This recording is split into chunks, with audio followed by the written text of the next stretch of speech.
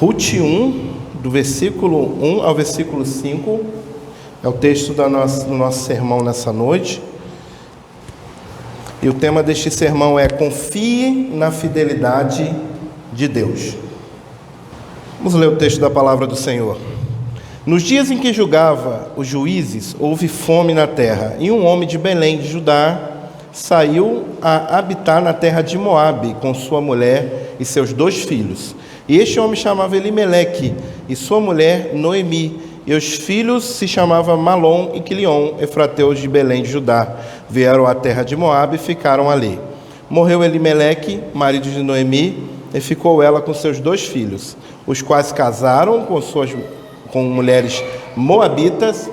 Era o nome de uma Orfa e o nome de outra Ruth, e ficaram ali quase 10 anos. Morreram também ambos, Malom e Quilion, ficando assim a mulher desamparada de seus 2 filhos e de seu marido. Vamos orar mais uma vez? Eterno Deus, grandioso, santo, justo e bom, Pai de nosso Senhor e Salvador Jesus Cristo, mais uma vez, Senhor, diante de nós está a Tua palavra, e precisamos, Senhor, aprender qual é a Tua vontade revelada nesta noite para nós, nesse texto sagrado. Nos ajude, Senhor, a fim de que possamos compreender a Tua palavra e que Teu servo pregador seja fiel unicamente ao que está escrito, que ele não venha falar de si mesmo, mas que ele venha falar guiado e movido pelo Teu Santo e Bom Espírito. É o que nós pedimos em nome de Jesus. Amém. Eu acabei de terminar uma rotina, né, de viagens 2 vezes ao ano. Quando eu vinha de São Paulo, nós víamos de ônibus, né, nós vendemos o nosso carro antes de ir para o seminário, e todas as vezes que nós vínhamos, nós parávamos sempre em Resende, que era a parada ali que o ônibus fazia antes de chegar aqui na nossa cidade, vindo de São Paulo.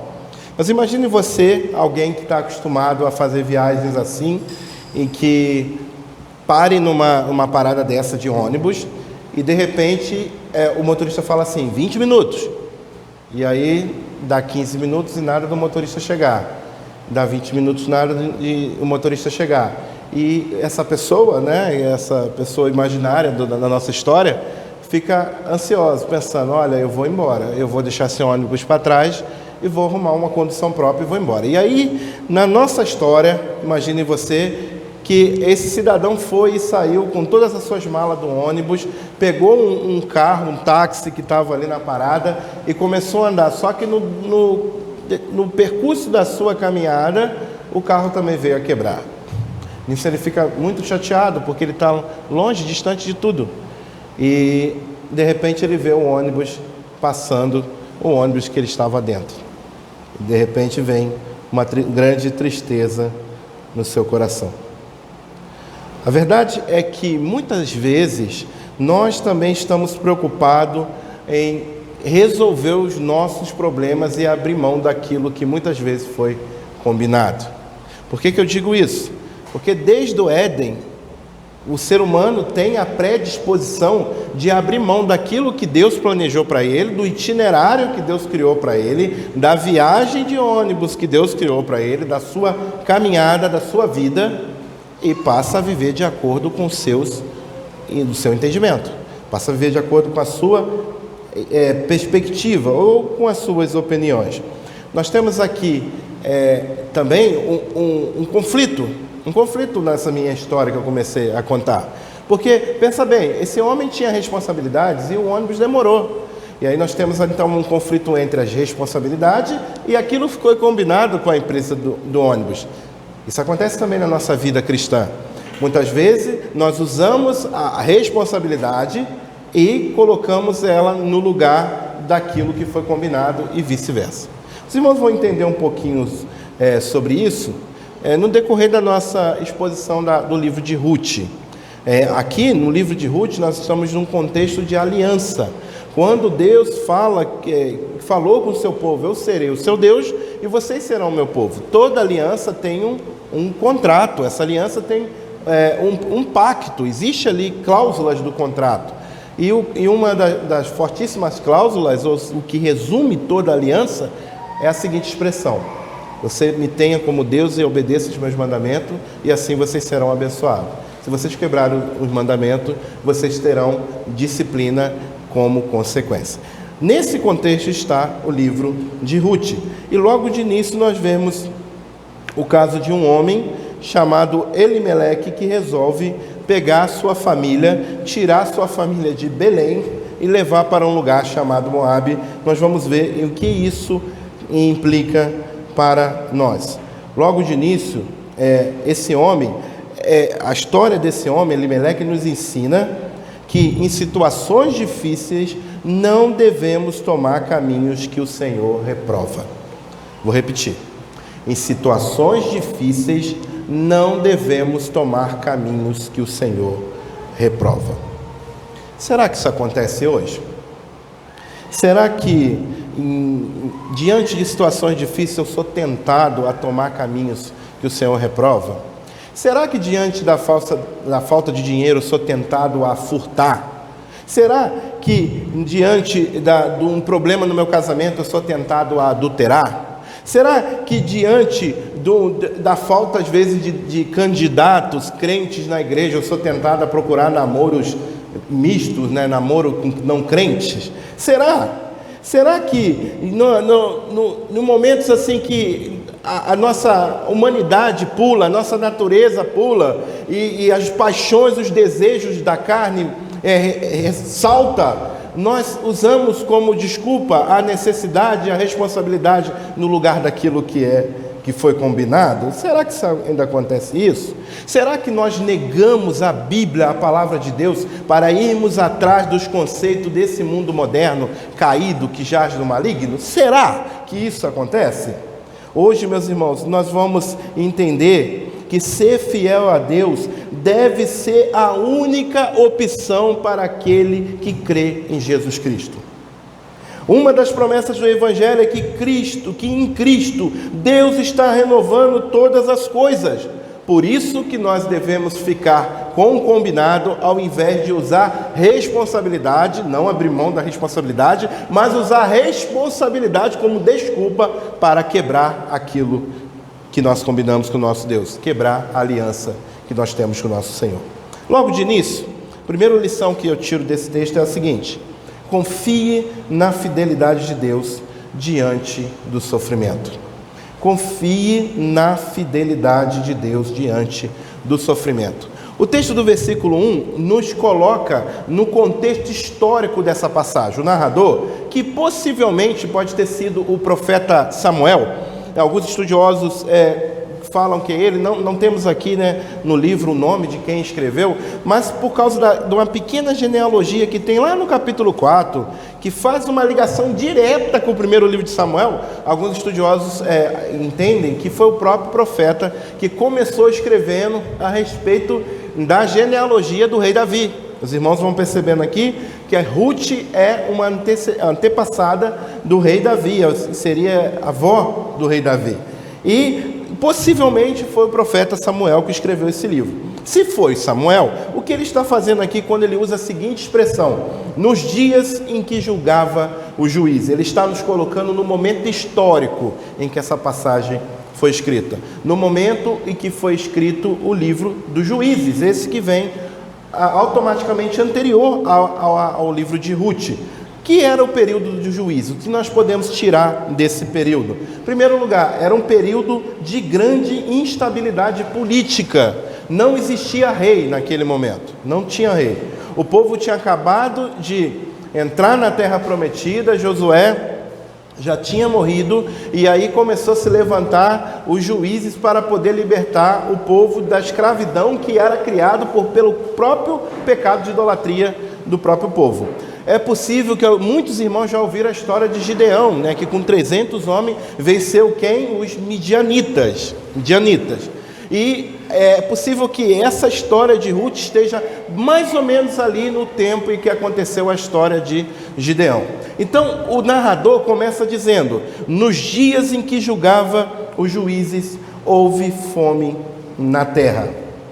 Houve fome na terra. O tempo dos juízes era um tempo de instabilidade política, era um tempo que as pessoas não tinham temor a Deus, tanto é que em Juízes 17:6 tem um refrão que se repete em todo o livro dos Juízes, que é o seguinte: naqueles dias não havia rei em Israel e cada qual fazia o que achava mais reto. Ou seja, ninguém seguia a regra. Cada um vivia de acordo com seus pensamentos. Cada um vivia de acordo com a sua cabeça, do que vinha na sua cabeça. Havia fome em Belém. E no Antigo Testamento, meus irmãos, nesse contexto de aliança, a fome era uma ação do próprio Deus para, em primeiro lugar, movimentar o povo. Nós vemos isso com Abraão e com o próprio Jacó, que Deus usou a fome para eles descerem ao Egito. E, em segundo lugar, a fome também era usada para disciplinar o povo. Nesse contexto de Juízes, é bem possível que essa fome foi uma disciplina de Deus por causa do pecado do homem, por causa do pecado do seu povo naquele momento. Havia fome na terra. E aí o texto continua dizendo que havia fome em Belém, né? E um homem de Belém, de Judá, saiu para habitar na terra de Moabe. O interessante aqui, meus irmãos, são os recursos literários que o autor de Ruth usa. Ele usa muito de ironia aqui, quando nós percebemos isso ao analisar o texto hebraico, quando ele usa a palavra Belém, que significa em hebraico casa do pão, e ele diz que faltou pão na casa do pão. Olha que ironia aqui. O autor está dizendo que na terra onde era chamado de lugar de alimento, a casa do pão, Belém, estava tendo fome. É isso que ele está afirmando para nós. Faltou pão na casa do pão. Era um sofrimento causado pelo próprio Deus, como disciplina. E uma outra ironia também está no nome desse homem, que saiu da terra de Belém e foi para Moabe com a sua mulher e seus 2 filhos. O versículo 2 diz que ele chama Elimeleque, o que significa meu Deus é rei. E olha o que faz Elimeleque, um homem que carrega sobre a sua vida o nome de que Deus é rei dele, que Deus é quem é o dono dele, que Deus é que manda na vida dele. Elimeleque resolve tirar a sua família da terra de Belém e levar para Moabe. Eu quero dizer para os irmãos, explicar para os irmãos o que implica isso. Belém era a terra da promessa. Belém estava envolvido ali naquela região que o Senhor Deus prometeu para aquele povo que saiu do Egito, que foi guiado por Moisés. Belém era o lugar onde Deus operava e colocou milagrosamente aquele povo naquele lugar. Moabe era uma terra um lugar onde pessoas adoravam deuses pagãos, deuses estranhos. Moabe era a terra de onde veio Balaque, onde existia um rei chamado Balaque, que levou o povo a pecar na caminhada de Moisés vindo do Egito. Moabe é o descendente daquela passagem terrível em que as filhas de Ló o embebeda ele para poder ter filho com ele, e nasceu um dos filhos de Ló daquela relação incestuosa, foi Moabe. Moabe era um povo que era inimigo do povo de Deus, e que na passagem do povo de Deus pela sua terra negaram pão para o povo de Deus. E agora Elimeleque, que carrega sobre si o nome de que Deus é rei, vai para a terra de Moabe pedir pão para eles. Mas uma triste ironia que o texto nos apresenta. A ironia está no comportamento de Elimeleque. São ações semelhantes à não existência de um rei. São ações semelhantes àquele povo descrito no livro de Juízes. Não semelhante a uma pessoa que tem um governo sobre a sua vida. Então, o primeiro erro de Elimeleque: saiu da terra da promessa para buscar pão entre os povos que adoravam deuses estranhos. Sair de Belém era abandonar a aliança que o povo de Israel tinha com Deus.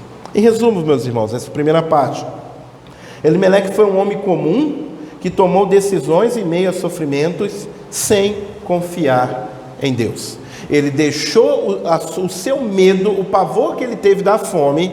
Se você perceber no decorrer do livro de Ruth, nós vamos perceber que eles tinham bens, eles tinham posses, eles não passaram aperto logo de cara, automaticamente, mas o medo de passar fome fez Elimeleque negar o seu próprio Deus, saindo da terra da promessa. Sair de Belém era abandonar a aliança. O segundo erro, eles vieram à terra de Moabe e ficaram ali. Esse é o segundo erro de Elimeleque. Ou seja, ele errou, mas ele não retornou à sua terra. Eles foram e não retornaram, não houve arrependimento. Ficar em Moabe significava abraçar o paganismo que tinha naquela cidade. Significava abraçar a adoração a deuses estranhos. Foi isso que Elimeleque fez com a sua família. Isso tudo, ele foi levado por tomar decisões em meio ao sofrimento. Isso acontece conosco. Os irmãos já devem ter ouvido falar que não é prudente fazer compra no mercado com fome. Já ouviram falar isso, né? Por que isso? Porque geralmente a pessoa está com fome e aí começa a comprar coisas que não tem necessidade, ou começa a comprar aquelas guloseimas, aquelas coisas que muitas vezes não faz bem para a saúde. Por quê? Porque às vezes a fome vai trabalhando o nosso pensamento para levar a gente a comprar alguma coisa. Também não se deve tomar decisões em meio ao sofrimento. Nós, seres humanos, somos inclinados a fazer o que é errado quando nós tomamos decisões com a cabeça quente, em meio ao sofrimento. Como Davi, nós precisamos pedir a Deus que sonde o nosso coração antes de tomar as nossas decisões. Olha o que Davi falou no Salmo 26. Examina-me, Senhor, e prova-me, sonda-me o coração e os pensamentos. Nós precisamos todas as vezes, quando vamos tomar decisões, optar por A ou B, escolher morar num lugar ou em outro, escolher fazer alguma coisa ou outra, nós precisamos pedir ao Senhor que sonde o nosso coração, porque muitas vezes nós somos levados por motivações erradas, e motivações moldadas muitas vezes pelo nosso sofrimento. Quando é que nós procedemos como Elimeleque? Quando abrimos mão do que Deus disse e vamos atrás dos conselhos dos ímpios. Quando abrimos mão daquilo que Deus determinou como verdade e vamos atrás do que aquele nosso amigo que não teme ao Senhor manda a gente fazer. Quando abrimos mão daquilo que a Bíblia fala que é verdade e aí abraçamos aquilo que a sociologia fala que é verdade, a política fala que é verdade, a mídia fala que é verdade, nós negamos ao nosso Deus. Saímos de Belém e vamos para a terra de Moabe. Não podemos esquecer de uma coisa. O nosso desafio nesse mundo é ser diferente. Sabe aquilo que a sua mãe falava para você? Quando você chegava e falava assim: mãe, mas todo mundo vai. O que a sua mãe respondia? Você lembra? Você não é todo mundo. A Bíblia continua falando isso para nós todos os dias. Você não é todo mundo.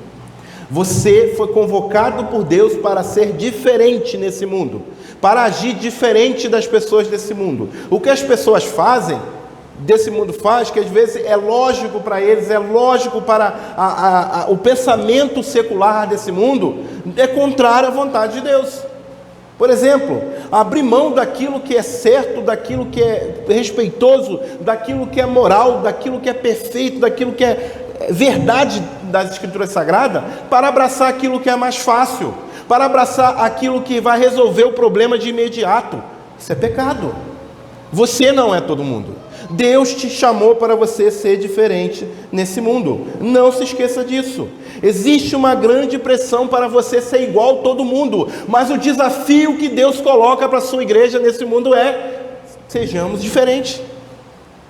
Sejamos diferentes. O desafio que Deus coloca em Romanos 12, pela boca do apóstolo Paulo, é: transformai-vos pela renovação da vossa mente, para que podeis experimentar o que é bom, perfeito e agradável, ou seja, a vontade de Deus. E entenda uma coisa, meus irmãos: nós não estamos soltos nesse mundo sem cuidado. Nós não estamos soltos nesse mundo sem ninguém para poder olhar para a nossa vida. Nós não estamos soltos nesse mundo ao acaso. Nós temos um Deus que se comprometeu a ser nosso Deus e fez aliança conosco. Sabe essa aliança que Elimeleque estava debaixo? Eu e você também estamos, porque o nosso Senhor, na última Santa Ceia, Ele tomando o cálice, se levantou e disse: este é o meu sangue, o sangue da nova aliança derramado em favor de vós. Então a aliança lá do Sinai, a aliança de Moisés, foi renovada na pessoa de Cristo, e eu e você estamos debaixo dela. Por isso que você não precisa temer a morte. Por isso que você não precisa temer os homens. Por isso que você não precisa temer o desemprego. Por isso que você não precisa temer a crise econômica, sanitária, política que assola esse mundo.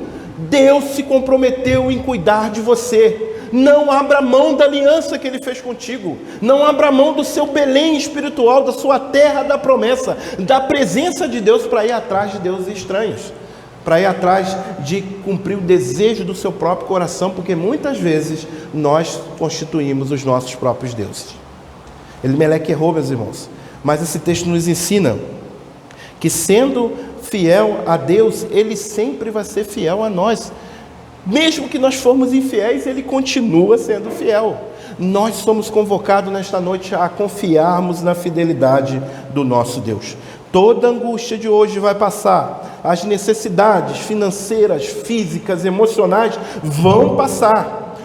Mas os que abandonam a aliança e vivem de acordo com o seu pensamento, com as suas forças, vão se envergonhar, como aquele homem que viu um ônibus passando diante dos seus olhos, parado num carro quebrado. Não tente ajudar o Senhor, não tente ajudar o Senhor com ações pecaminosas, não tente. Tudo o que atrapalha a sua santificação não agrada a Deus. O nosso convite não é dar uma mãozinha para Deus, sabe? Nós não somos convidados a dar uma mãozinha para Deus. Nós somos convidados a confiar nele. Nós somos convidados a confiar na fidelidade de Deus. Essa é a nossa primeira lição. Confie na fidelidade de Deus diante do sofrimento. Mas eu quero trabalhar com os irmãos pelo menos mais uma lição que extraímos desse texto, que diz: confie na fidelidade de Deus apesar do seu pecado. Elimeleque pecou, e ele não voltou para a sua terra, ou seja, não houve arrependimento. Versículo 3 diz que morreu Elimeleque. Isso é muito sério. Isso é muito sério porque ele deixou a sua esposa e seus filhos desamparados. Esse é o primeiro desamparo que nós percebemos nesse texto. Primeiro desamparo. É possível que a morte de Elimeleque seja consequência da quebra da aliança. Lembre-se que lá em Levítico e Deuteronômio, Deus falou: olha, diante de vocês está duas portas, da bênção à maldição. Se vocês obedecerem, vocês vão ser abençoados. Se vocês desobedecerem, terão consequência. A morte é consequência. O salário do pecado é a morte. Então, Elimeleque, por causa do seu pecado, deixou sua esposa e seus filhos desamparados. E o que acontece aqui? Noemi, ela se coloca no lugar da chefe da família ali, o marido morreu, e ela vai tomar decisões a respeito dos seus filhos. A primeira coisa que ela faz, ela comete um outro erro. Até então, ela estava sendo induzida pelo erro do seu marido. E agora, quando não tem marido, ela vai e comete um erro. Noemi, versículo 4, diz assim, versículo 3 diz: morreu Elimeleque, marido de Noemi, e ficou ela com seus 2 filhos, e os quais casaram com mulheres moabitas. O erro de Noemi foi casar seus filhos com mulheres moabitas. Eu vou explicar aos irmãos por que isso foi um erro. Os irmãos já ouviram falar daquela história pitoresca, aquela história um pouco até engraçada e triste, né? Seria cômica se não fosse trágica, da jumenta que conversou com o profeta. Vocês conhecem essa história. A jumenta viu o anjo e o profeta, que deveria ser o vidente, não viu o anjo. Coisa vergonhosa. Isso aconteceu por quê? Porque quando o povo estava vindo do Egito, Deus estava fazendo grandes milagres.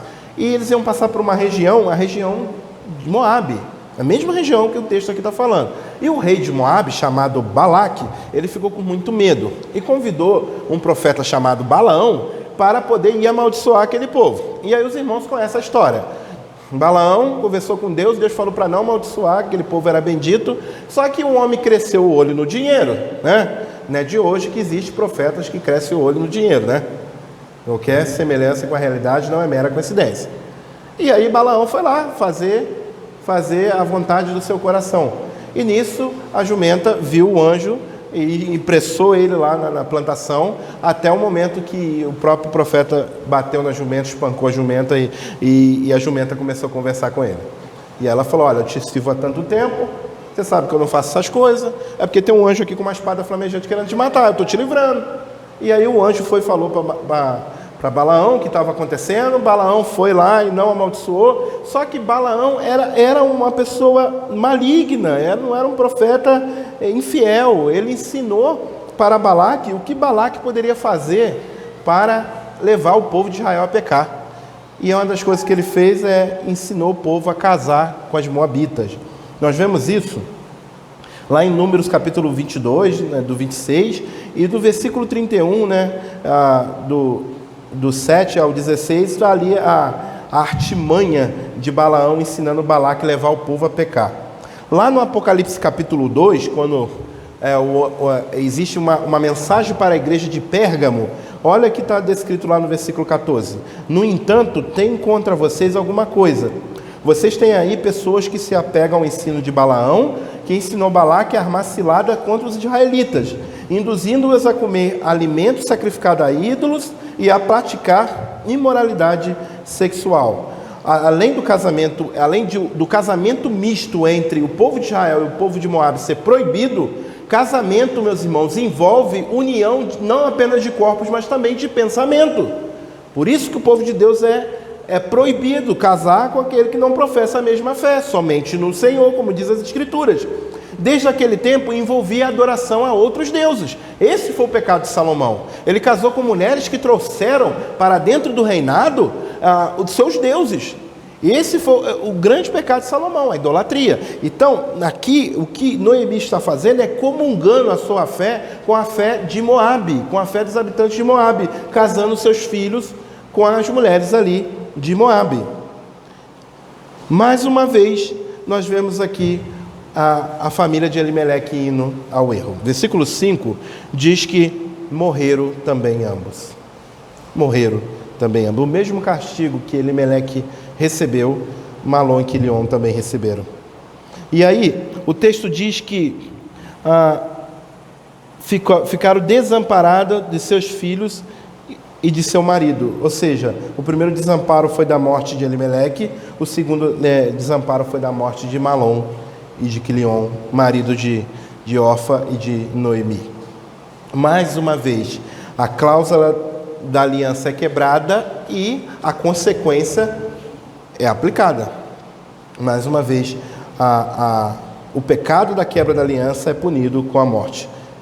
E aí o texto continua dizendo que eles viveram ali, na verdade o versículo 4 diz que eles ficaram ali, Ruth ficou ali quase 10 anos. Quase 10 anos. Eles foram cometendo pecado, foram errando e não se arrependeram, continuaram vivendo naquela terra, adorando seus deuses, casando seus filhos, continuaram vivendo ali, abandonaram a terra da promessa, a terra da aliança. Não houve retorno para Belém.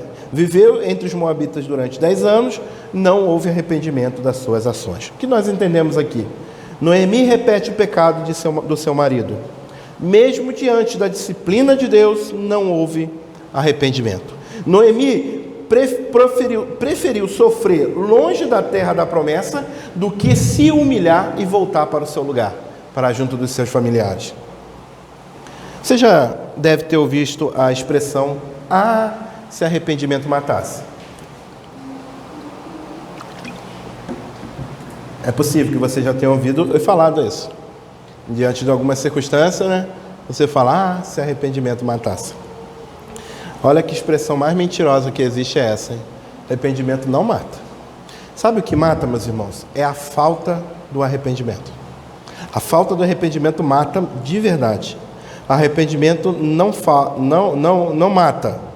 Falta de arrependimento traz morte. Foi o que aconteceu no texto que nós acabamos de ler. O salmista, no Salmo 32, ele diz assim: enquanto calei os meus pecados, envelheceram os meus ossos, pelos meus constantes gemidos todo dia. Porque a tua mão pesava dia e noite sobre mim, e o meu vigor se tornou em sequidão de estio. Confessei-te o meu pecado, e a minha iniquidade não mais ocultei. Disse, confessarei ao Senhor as minhas transgressões, e tu perdoaste a iniquidade do meu pecado. Arrependimento não mata, meus irmãos. Falta de arrependimento mata. A confissão, meus irmãos, é a evidência do arrependimento. Quando nós nos arrependemos, nós precisamos confessar ao nosso Deus, não a homem, tá? Os irmãos sabem que o confessionário, né, da igreja da Idade Média foi inventado para poder manipular os reis. Foi isso. Por isso que o padre entrava num quartinho lá, a pessoa contava o segredo para ele, ele tinha provas para poder usar contra os outros. Então esse negócio de confessar para homens nunca existiu na Bíblia. Nós precisamos confessar o nosso pecado ao nosso Senhor. O texto de João diz que se confessarmos os nossos pecados, Ele é fiel e justo para perdoar os nossos pecados e nos purificar de toda injustiça. O arrependimento é uma evidência da confiança na misericórdia de Deus. Quando é que nós pedimos misericórdia? E misericórdia, meus irmãos, é um dos grandes temas do livro de Ruth. Nós vamos ver misericórdia aqui nos quatro capítulos desse livro. Quando é que nós pedimos misericórdia? Quando nós entendemos que nós estamos errados e nós não merecemos o favor de Deus. Aí nós pedimos: Senhor, tenha misericórdia de mim. Sinta, Senhor, por dentro, com o seu coração, a minha miséria. Eu sei que eu não mereço o seu perdão, mas por amor nós pedimos que o Senhor tenha misericórdia. É isso que alguém, entendendo que está sendo disciplinado, que está colhendo consequência do seu pecado, deve fazer diante de Deus. Confiar na misericórdia de Deus mesmo diante do pecado que cometeu. Se existe arrependimento, se você já pediu perdão a Deus, você deve confessar o seu pecado e se livrar dessa culpa hoje, agora. Porque a culpa é algo que destrói o coração humano. É algo que destrói o ser humano por dentro. Se você confessou ao Senhor, se você se arrependeu do seu pecado, saiba, a Bíblia afirma que Jesus Cristo perdoa pecados. Você não precisa mais ficar remoendo o seu passado, não. Jesus Cristo perdoa pecado. E aí você deve fazer o que Noemi não fez: voltar, ou seja, se arrepender, ter uma nova vida. O Senhor todos os dias nos dá uma chance de começar de novo. Todos os dias. Nós precisamos entender isso. A pergunta que eu te faço nessa noite é: o que você tem feito quando percebe que está errado? Ou você não erra? Ou será que eu estou aqui falando para uma audiência de pessoas perfeitas? Acredito que não. Um dia nós estaremos com o nosso Senhor diante de nós, falando para nós teremos mais pecado, nós estaremos no novo céu e nova terra. Mas enquanto nós estamos aqui, esse que vos fala necessita todos os dias de se arrepender dos seus pecados e fala com firmeza a vocês: vocês precisam se arrepender todos os dias do seu pecado. O que você faz quando você erra? Eu vou dar aqui algumas opções. Às vezes você pode racionalizar o seu pecado. O que é isso? Você não conhece a minha vida. Você não sabe a necessidade que eu tenho. Eu fiz isso porque a carne é fraca. Eu fiz isso porque eu precisei. Você me julga. Você fala, aponta o dedo em mim, mas você não sabe o que eu passo. Essa é a racionalização do pecado. Ou às vezes você bota a culpa no outro. Lembra lá no Éden? Deus perguntou: Adão, cadê você? Aí ele falou assim: Senhor, eu me escondi porque eu estou sem roupa. Aí Deus falou para ele: mas quem te disse que você está sem roupa? E aí ele falou: a mulher que tu me deu me enganou, eu comi lá. E a mulher olhou e falou: mas que você fez isso? A serpente me enganou. Fica um botando culpa no outro. Isso acontece ainda hoje. Nós pecamos, botamos culpa na esposa. Nós pecamos, botamos culpa no esposo. Nós chegamos atrasados, botamos culpa nas crianças. É assim, gente. É assim. Às vezes falta dinheiro, a gente bota a culpa no presidente. É assim, a gente vive botando culpa nos outros. Eu morro de ir lá em casa. De vez em quando a Juliana vem reclamando do preço do pó e bota a culpa no presidente, né, Juliana?